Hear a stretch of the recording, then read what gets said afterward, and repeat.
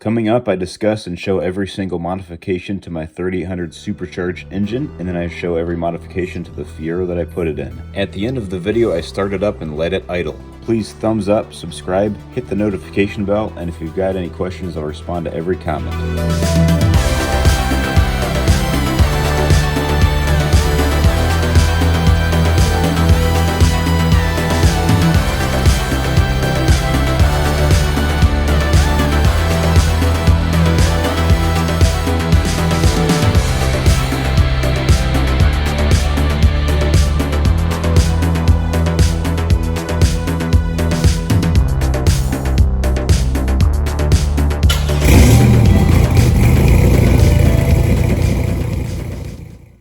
So let's just go back to front and start with the engine bay. Every single part that I use and every single instruction for assembling this engine is available in the description below. I've obviously got a Series 3 3800 supercharged engine in here with a 2.8-inch pulley, custom ported heads, and lower intake manifold. I've got a 180-degree thermostat and some Autolite AR103 spark plugs, a 1-inch phenolic spacer, ZZP XPZ camshaft, double roller timing chain, a deleted balance shaft, 1.65 rockers with custom length push rods, LS7 lifters, 135-pound valve springs, MLS Cometic head gasket, a Spectre crinkle style hose air intake that's 4-inch inlet, an LQ4 mass airflow sensor, a North Star Cadillac throttle body with a throttle adapter plate and an extra cable adapter plate from ZZP, custom fuel rails, 80-pound fuel injectors, push lock fuel hoses, and mostly either -6AN or O-ring Boss fuel connections, fuel pressure regulator from Summit, and I run about 42 psi, 255 liter per hour fuel pump, but I'm going to move to a 340 because I'm going to need that amount of fuel on E85. Custom stainless eBay Chinese exhaust headers, titanium exhaust strap, custom O2 sensor, custom muffler and 2 extra bottle mufflers, and then stock exhaust tips. A 4T65E-HD transmission with posi traction that uses a bronze clutch, hardened pump shaft, a hardened fourth clutch shaft, a hardened input shaft that you can buy from ZZP. I will be installing a 5% overdrive balancer pulley. I've got a custom tune running on the computer. It is a stock bottom end, meaning crankshaft and bearings and piston rods and rings. Let's move on to Fiero parts now. Let's start at the front and go to the rear. So in one of my videos, I showed this installation of a chin spoiler underneath the GT front bumper. I think this makes the bumper look a lot better. And it's really just another GT bumper flipped upside down. This nice addition is a trailer hitch that went through the front bumper. It does cause my front bumper to sag a little bit, opening up a bit of a gap. If one of you guys has a front frame support cross member, I'd like to cut this one off of the car and weld a new one on that's not beat up. Next, I've got these slim pop-up headlights. They're 4x6s opposed to the factory. I just think they look a lot cooler. These are retrofit 4x6 headlights, so I can install any modern bulb into them. I will be showing how to rebuild the 88 headlight motors coming up in a video. At some point, I will be installing a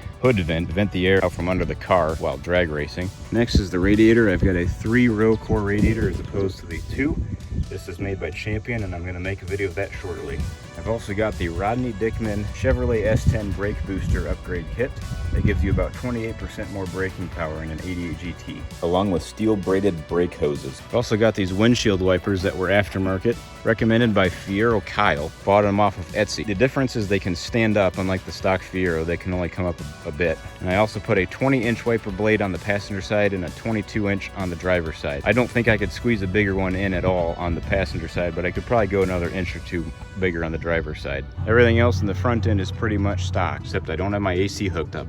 These tires are 195/65 R15s on the stock 88 GT 15x6-inch wheel. I just put these on. I painted the white sidewalls on these tires. If you'd like to see that video, click the link that's on their screen. I've also got KYB shocks up front and in the rears, and I'll be showing how to reassemble a strut and the entire front suspension soon. I've also got some Rodney Dickman 1-inch lowering ball joints that help to diminish this wheel gap here. It's lowered by 1 inch, and with that I have an inch longer sway bar end link as well. Polyurethane sway bar mounts. These 195/65s are a little bit taller to help fuel in more of the wheel well. I've also got these mud flaps that you don't see very often on the Fiero.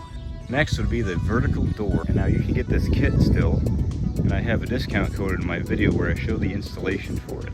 Moving to the interior, I have a 1984 base model steering wheel instead of the 88 GT wheel.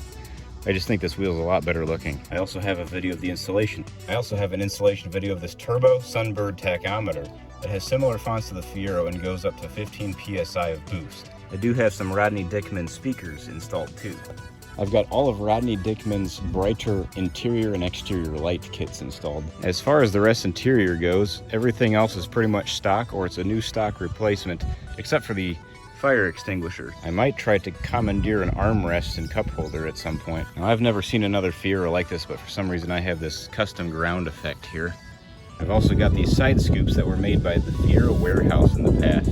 Unfortunately, you can no longer find these anywhere. Behind this vent is the actual air intake, and that's a K&N air filter back there, the biggest one that I could fit. As far as rear tires go, they're 235/60 R15s on a stock Fiero 15 by 7 inch rim. This sail panel is aftermarket. My old one cracked off and blew away. Then we've got a Fox Body Mustang hood scoop. You just buy it and turn it around, drill some holes and mount it. This helps air escape from the hot engine bay and it helps cool down the supercharger. I have some 5-inch wing stands from the Fiero warehouse. These are also unavailable. Personally, I think I should have gone with a 4-inch, but he didn't have any in stock at the time. Moving on, these are reproduction GT tail lenses made by Keith Goodyear. I've also got these blue Pontiac lenses in here. They came red from the factory.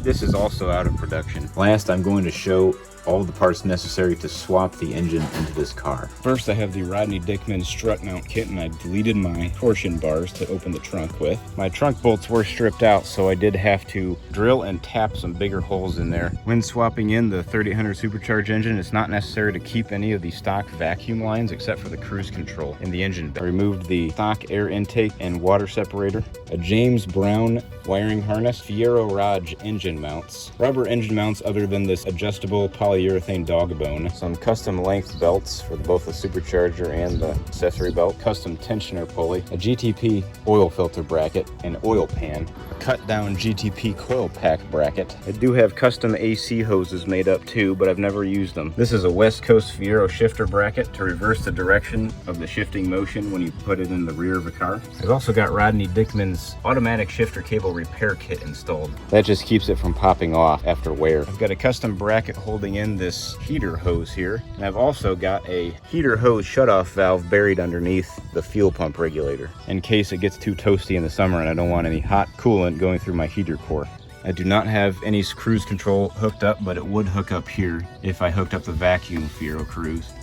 Otherwise, this is the brake booster and this is the boost bypass valve. Obviously, I had to cut the bottom portion of the trunk out to fit this exhaust. Everything else on the car is either stock or new stock, and I have a lot of repair videos on almost anything involved. Well, that's it for this video. Don't forget to give me a thumbs up, subscribe, hit that notification bell, and if you've got any questions, I'd be happy to answer them all in the comment section. I'm going to leave you with the sound of it idling for a little bit.